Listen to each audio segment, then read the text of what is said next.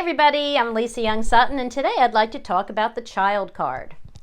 Other than its use as the life area card to represent children, it traditionally relates to being amicable and congenial, being in good company and being liked by others because you're seen as someone who's easy to get along with. All you have to do is think about the traits of young children and you will understand this card perfectly. So let's just talk about children and their traits just for a moment. Children make friends easily and are interested in everything. They're full of wonder because everything is new to them.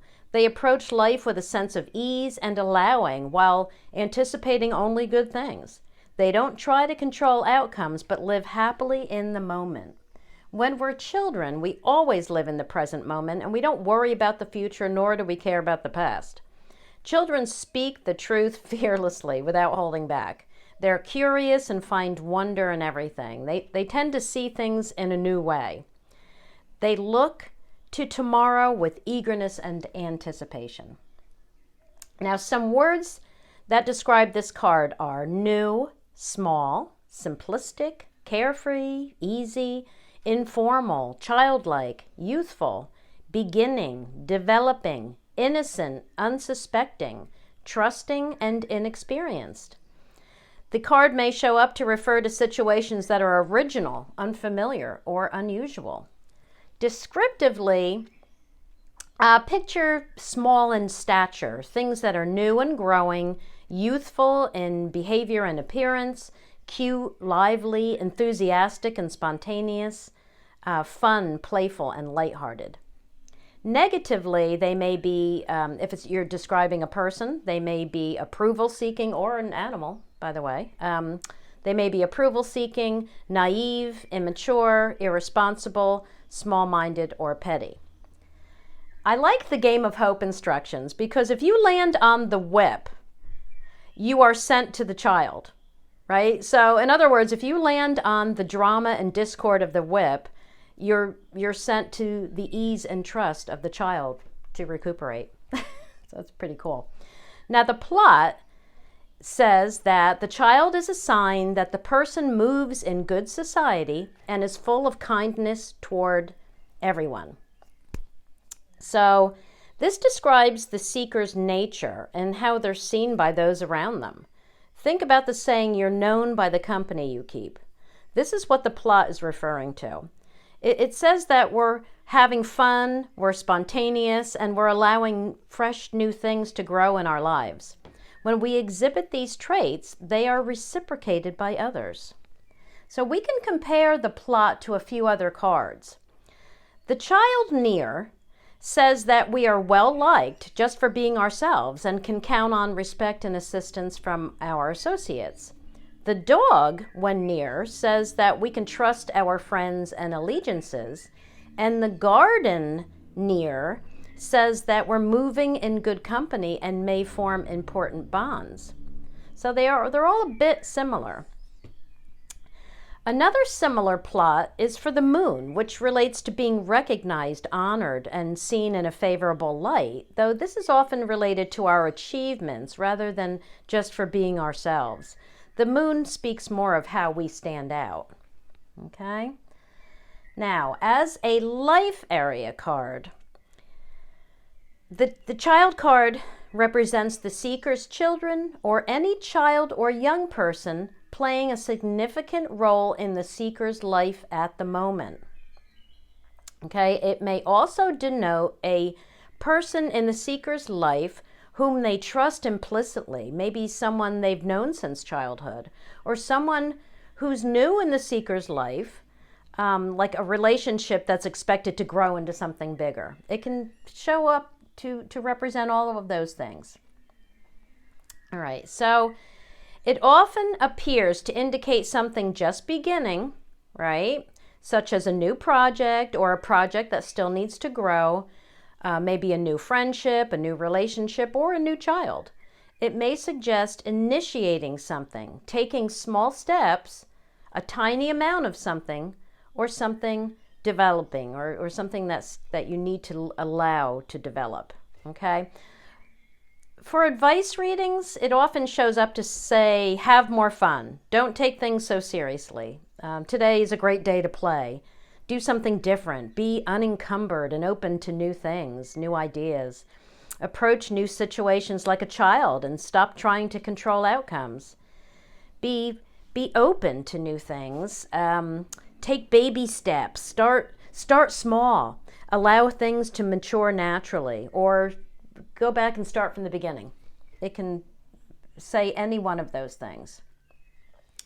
Mentally, this is the card of imagination, a carefree mind, and novel ideas. Now, let's look at the cards we have in front of us. You know, pretty much any deck shows a child, right? A child doing something childlike, having fun, playing. Look, here's the little face of wonder here. The Golden Venetian shows an infant. There's definitely a theme of, you know, like chasing butterflies. This little guy is catching fireflies. And then the fairy tale fortune card saying is perfect. The child, beginnings, kindness, and good company. She's got it all in there. And then we have the red owl verse, which says, the child says you are honest and lenient, treasured by friends, and honored for this temperament. Okay? All right, so we can compare the child to a few cards. Let me move these out of the way. Okay, so where's the child? Oh, you know what? The child is up here for this. Oh, here it is. Okay, so let's get the child. Let me zoom. All right, so let me just do a few comparisons here. You can compare it to the snake in that the snake is sophisticated and it's been around and is intentionally deceitful, right? It knows what's what, it knows what it wants, and it's going to, you know, be deceitful to get it. It's going to do whatever it needs to do to get it, right? Similar to the fox in that way. Okay, whereas the child is innocent and naive. So they are complete opposites in that regard. And then, of course, we have small and big. We have ease and tension. Okay, oh, I'm sorry, I'm supposed to name these for the people who are just listening. Okay, big and small, I had the bear. All right, I have small for the child and large for the bear. What else is large? The mountain. Tower, tall, right? We could do tower, tall, child, short. The whip represents tension. The child represents ease. The clover has a lot of traits in common with the child, you know, that carefree ease and all of that. But the clover is temporary.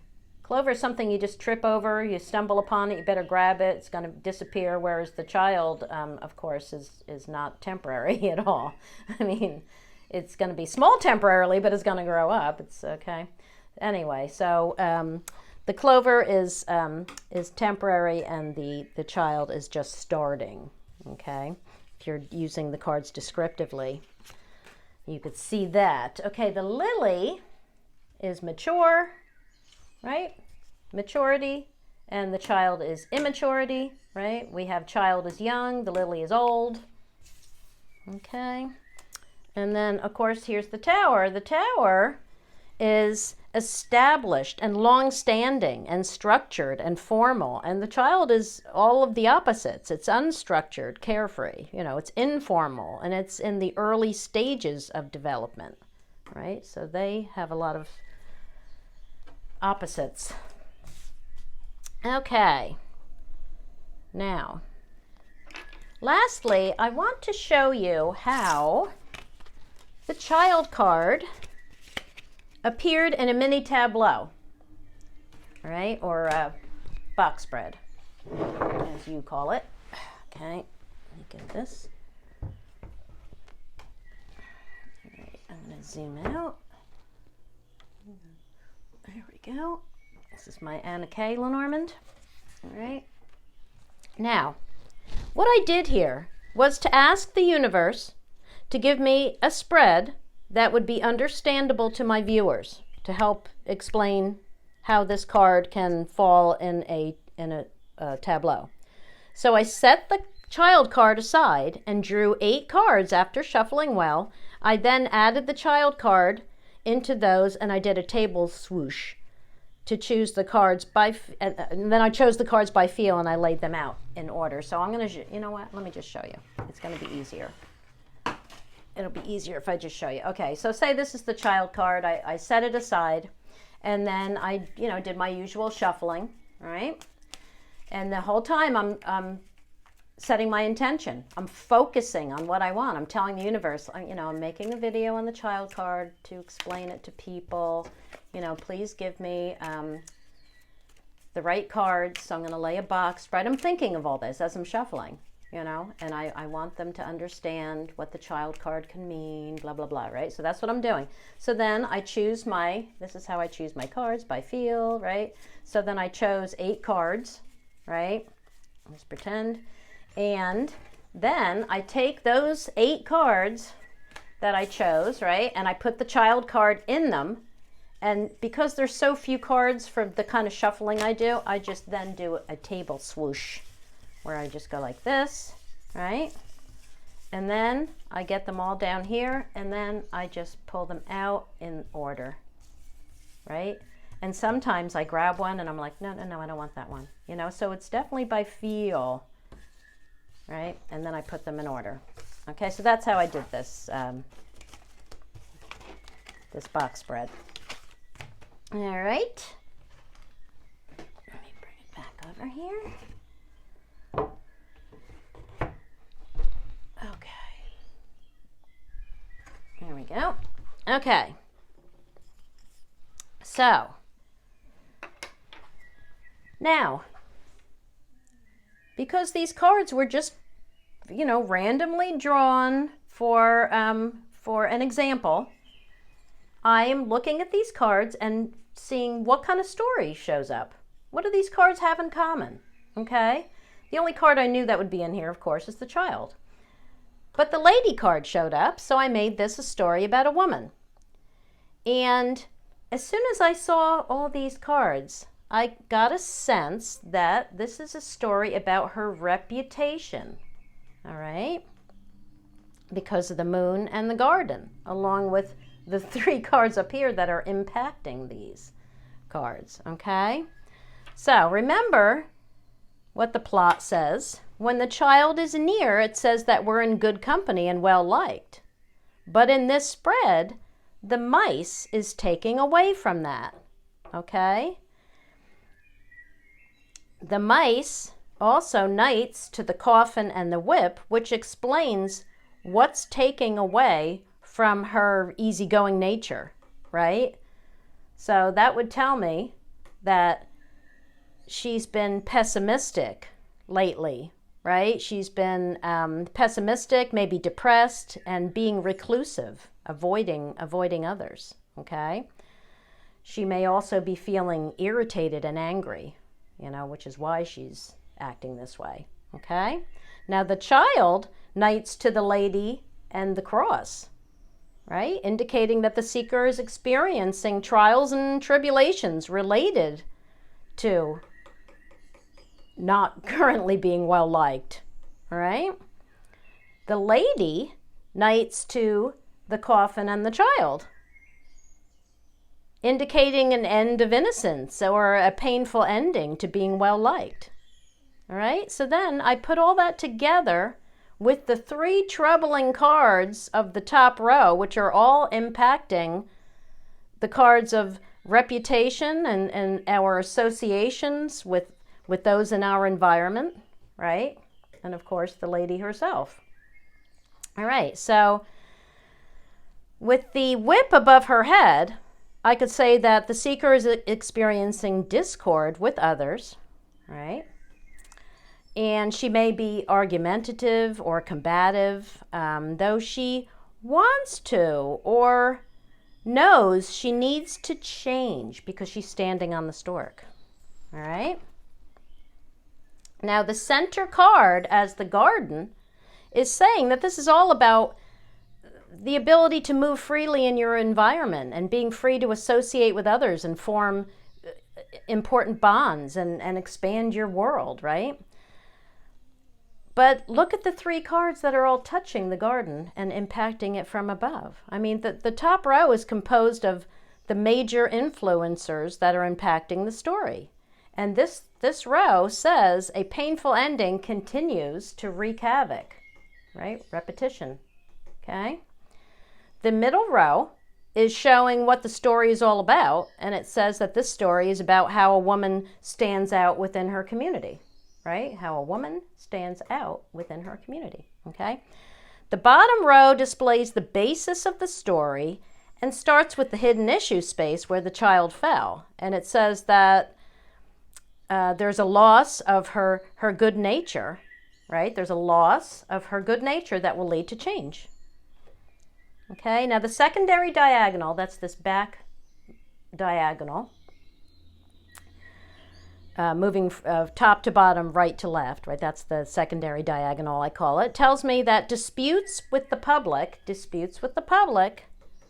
right, will lead to new social networks, okay? Or we could say, right, because this is something new, right? New social networks, right? All right. And we could also say that guilt leads to innocence. You know, the cross, or yeah, the cross and the whip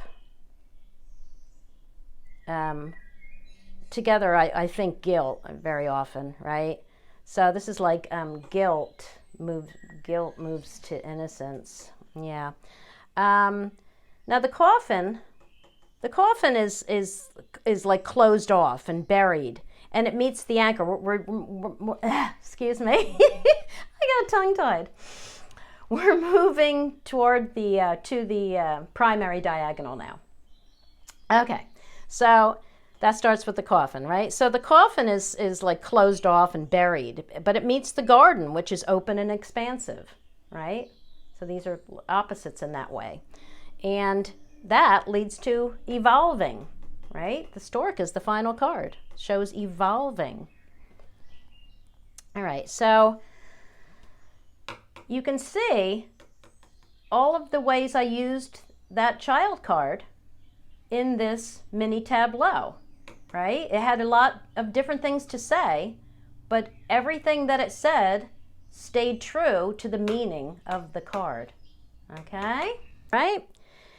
That's it for this video, my friends. Thanks for watching and see you in the next one. Bye-bye.